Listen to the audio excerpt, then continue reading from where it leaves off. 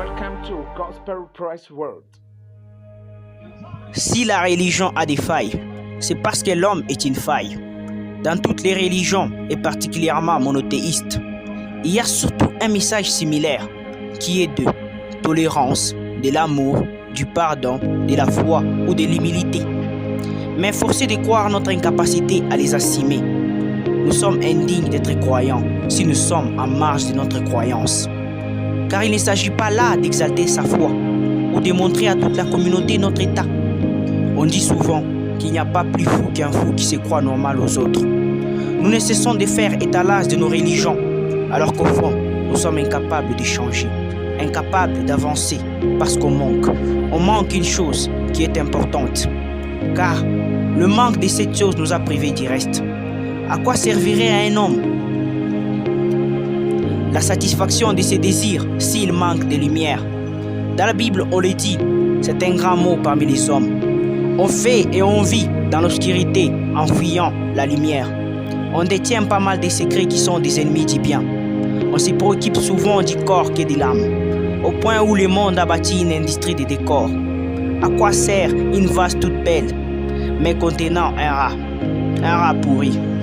Nous sommes bons à l'extérieur, mais dégoûtants à l'intérieur. Car si l'on pouvait voir l'état et sentir l'odeur de nos ventres, on ne pourrait pas moins parler. Mais chaque matin, notre bouche nous rappelle tous à quel point nous sommes mauvais, à quel point nous devons changer.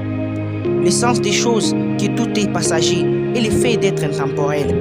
Le temps, lui, a tous les temps, contrairement à nous. Chacun a eu le temps de goûter à la douleur et de sentir aussi la joie. Quoi qu'on fasse ou que l'on veut, toujours, on sera toujours des proies. S'il est dit de ne pas pécher ou de changer, c'est parce que cela ne ressemble à l'homme que Dieu a voulu, à l'homme que Dieu a imaginé. Il ne s'agit pas non plus de vouloir être parfait, car la perfection appartient à Dieu, mais la contemplation, elle, appartient à l'homme. Régner, c'est gérer, c'est conserver, et conserver, c'est veiller. Veiller, c'est patienter quand on accomplit ses devoirs. Notre être en a besoin autant que le monde. C'est ainsi que nous avons des oreilles, et une bouche, une langue et plusieurs dents, un cerveau, des yeux, des narines, des bras ou des jambes. Nous pouvons dormir ou se reposer, se réveiller, marcher ou courir, mais surtout réfléchir et s'exprimer par des sentiments et manger des aliments. Des oreilles pour plus entendre, comprendre ou être attentif que parler, car nous avons une bouche. Une langue qui remue pour interpeller ses sens, car chaque organe a une interdépendance envers les autres. C'est pourquoi il y a plusieurs dents, non pour seulement se nourrir, mais limiter notre langue qu'on ne peut contrôler et faciliter de fermer une bouche avec trop d'avis. Des narines, non seulement pour respirer, mais pour aussi voir de l'air qui en sort et qui y entre, pour te dire de surveiller ce qui sort de toi et ce qui y entre, car le Créateur pourra bien l'aspirer pour te rappeler ce que tu es. Un cerveau pour permettre de réunir tes organes et te pousser à bien visionner et contrôler tes actes. Car avec ceci, pourquoi accuserais-tu ton prochain? Chacun est responsable de soi. De même tes péchés, ce n'est pas Satan qui est fautif.